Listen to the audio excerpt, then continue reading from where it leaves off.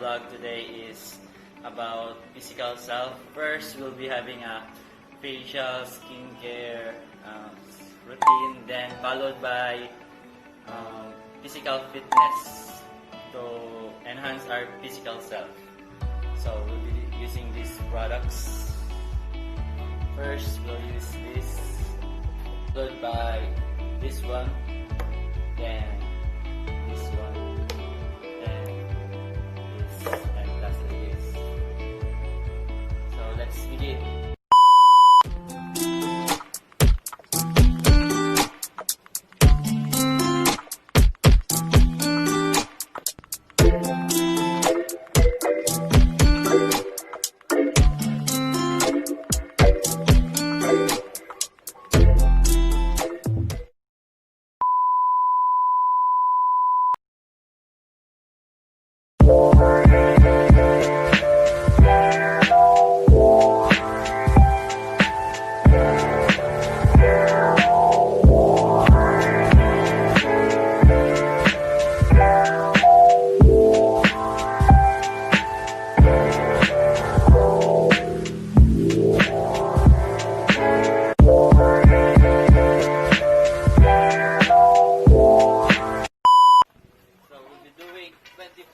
Push-ups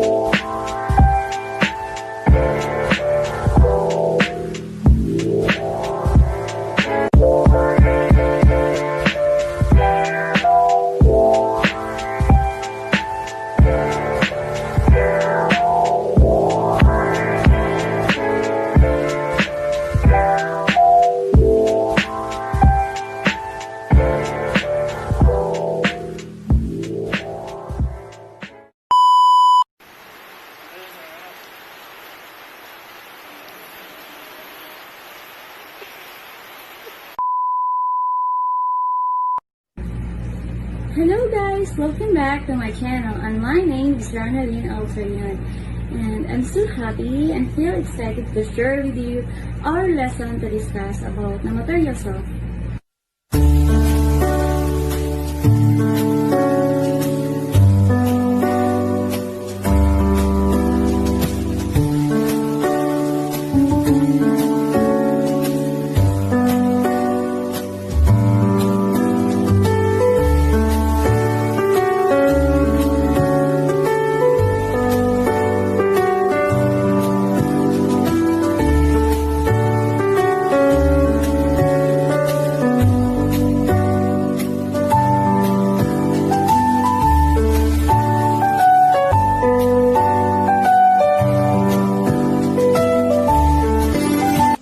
Hi guys, tonight we have here our very own special guest to share his knowledge and understanding about the material self. So please help me welcome my one and only and very handsome husband, Dean Israelito Peter Yon.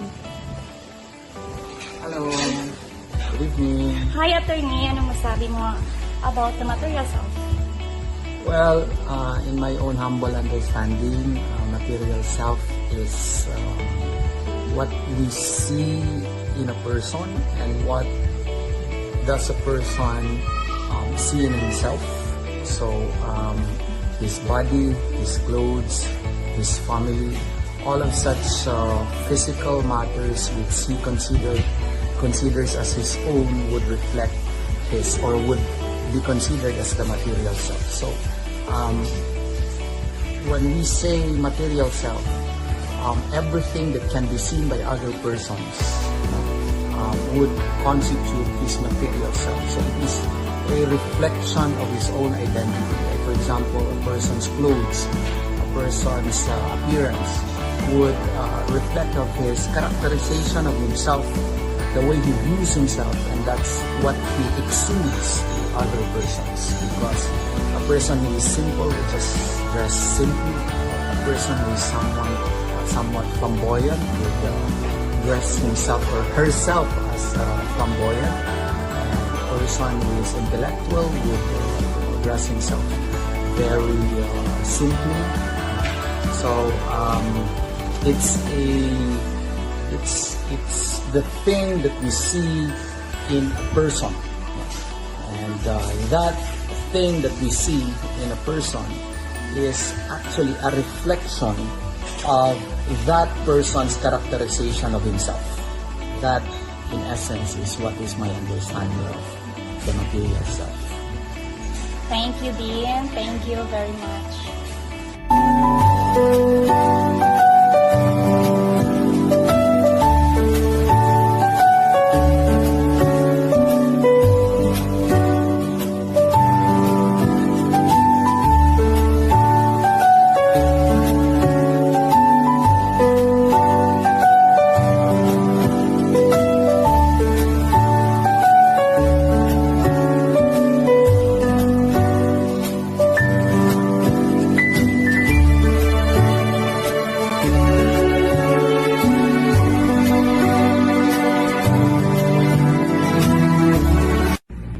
Hello guys! Welcome back. Our lesson to discuss about the material self.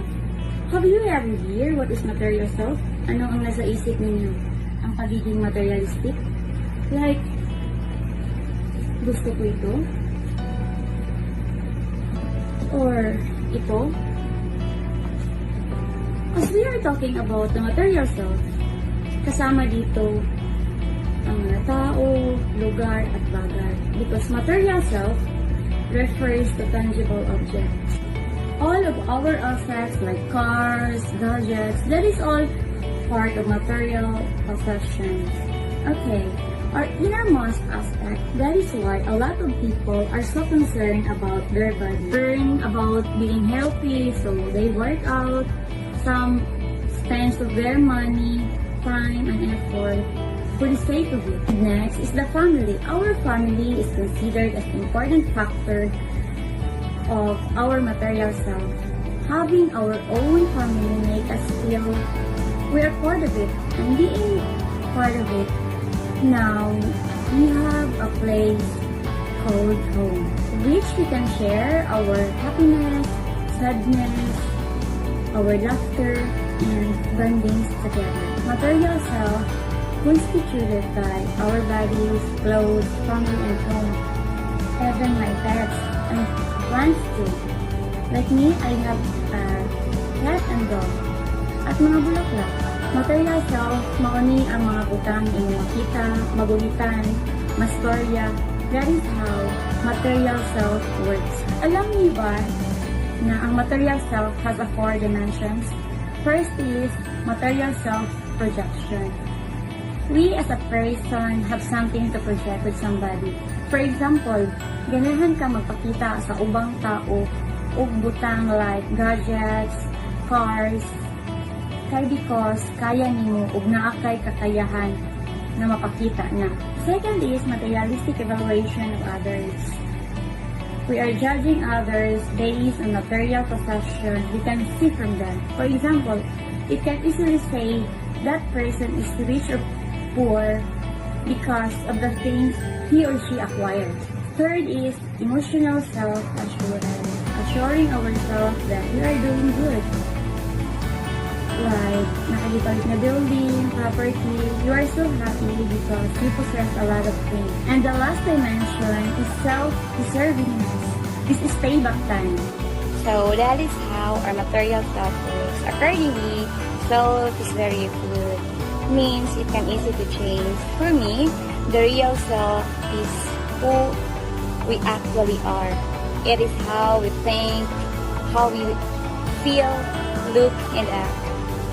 The real self can be seen by others, but because we have no way of truly knowing others can view us, the real self is our self-image. So guys, hope you learned something with this video. Please don't forget to like and subscribe my channel. See you next time. Bye-bye!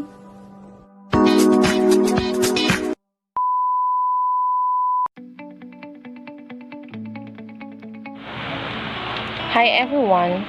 Today I'll be discussing about political self and being a Filipino. So first, what is politics? So according to Kendall in 1998, politics is a social institution through which power is acquired and exercised by people in the groups. And in Stephen, Aglin, and Jasmine in 2015, politics is defined as a central component of their identity. So let's talk about politics and identity. According to Maria Serena Jokno in 1997, political self and identity are developed through socialization. So what it means is through ways of people learn knowledge, norms, values, motives, and roles appropriate to their positions in a group or a community. So these are the 5 origins of political self. First is family. Family has a hierarchical structure. Hierarchy, position, status, and power. Through this, authority is necessary in the development of political self and identity.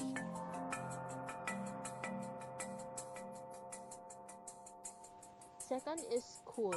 The school's responsibility is to teach moral, spiritual, and political values that will help the student. Third is church. The church shape ideals of citizenship and democracy through the religious teachings, values, and tradition. The fourth one is peers. Peers interaction with peers encompasses and emphasizes the equal distribution of power, rights, and privilege. Mass media. Source of information on politics.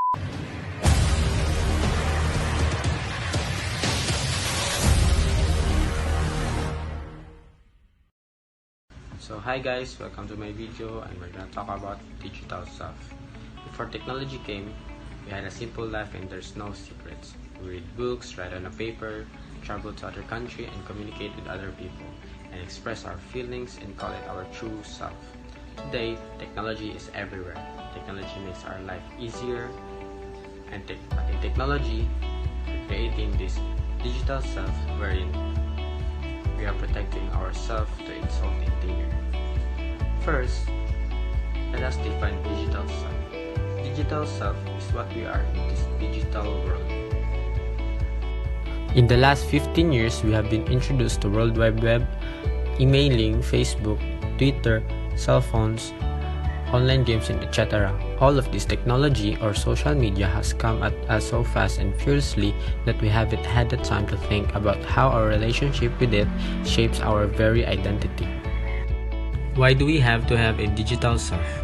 We are trying to explore or experience different selves which differ from our true self, like we want to meet expectations of others, to boost our self-esteem and the sense of belongingness. For me, I tend to be someone I'm not in the real world, and that's something I have to discover about myself. With that being said, I think we have these personalities that we thought we don't have, but when exposed to different situations, will surface out. Having different personalities doesn't directly imply being a two-faced person, but it shows that you can be more than what you are now. You can be way better from who you are in actual life, and that's a good thing.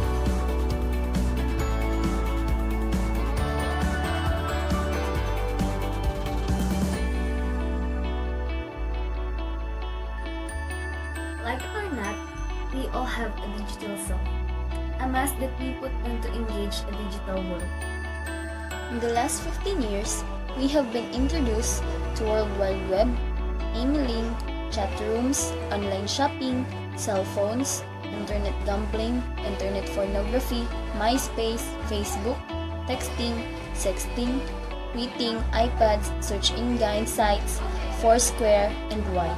Before technology came, we have a simple life and there's no secrets. We read books, write on a paper, travel to communicate with other people personally, and many more. We show our feelings and express ourselves and call it our true self. Today, technology is everywhere. Most of us use technology because we think that it is really beneficial to us and makes our life easier. But in technology, we are also creating this digital self wherein we have a mask that protects us from insult and danger. We all have a true self that is complex and fragile, but ultimately is our essence, a goal to share that self with the world we seize our tempted selves to manage the day-to-day anxieties and challenges to come before us. Digital self is what we are inside the digital world. All of this technology has come to us so fast and furiously that we have not had time to think about how our relationship with it shapes our very identity. What you post on Facebook, what the places you share online, who you're connected to on Instagram, and the venues you check in the Twitter.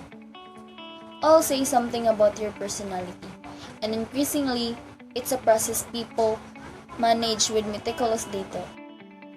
What we watch, where we go, what we like, and what we dislike online are no longer random acts, but self-defining choices with meaning. According to Russell Belk, in 1988, he believed that our positions are major contributors and a reflection of our identities. Before, we loved buying either colorful clothes or one specific color, eat foods or jewelries, and everything that is considered as a part of ourselves. Today, with technology, we can no longer be away with our smartphones or gadgets. We sometimes panic if we forget it or lose it. Why do we have to have digital self? According to researchers such as Stone 1996 and Himmelsberger 2005, we are trying to explore or experience different selves which differ from our true self, like we want to meet the expectation of others. To boost our self-esteem and the sense of belongingness, we as individuals have different ways on how we present or package ourselves in the digital world. Just like me, I don't give all my personal information in the internet to protect myself from danger, but I'm more expressive in the internet than in person. Others can't control themselves from enjoying technology, specifically the social media. Some are just pretenders. For example, in internet, they care, but in the reality, they don't take it seriously. To protect ourselves from the digital world by having this digital self, which creates our image in the internet, especially the social networking sites. Those people who doesn't know any information from you will believe in the descriptions that you indicate in your profile, like the name, address, contact number, and so on. They will think that it is really you in the way of communication with each other, which also involves the feelings of one another. More example is if they see in your profile that you like a page about this celebrity. Others will expect that you are a fan of that celebrity.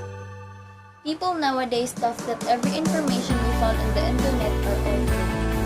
We don't know the harmful effects of the digital world.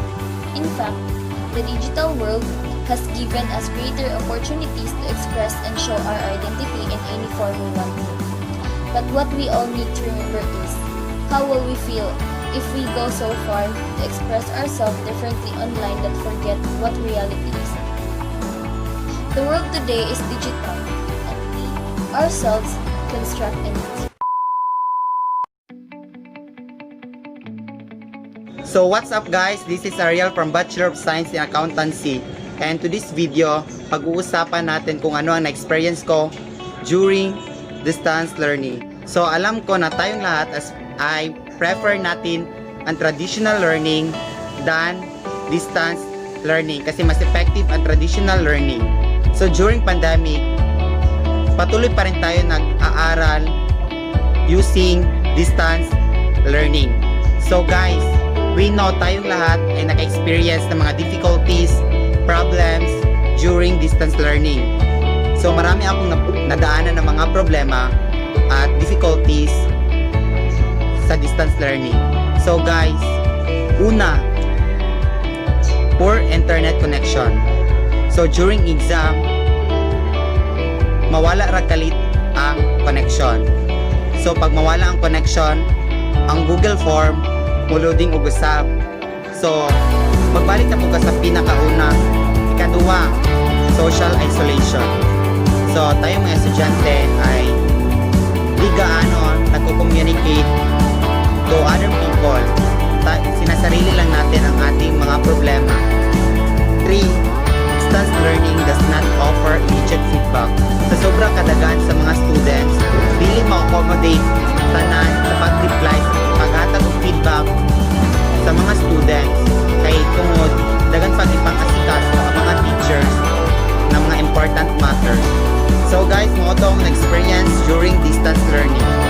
Hantod sa sunod nga higayon, kita-kita tapon. This is Ariel Esponto from Bachelor of Science in Accountancy. Peace.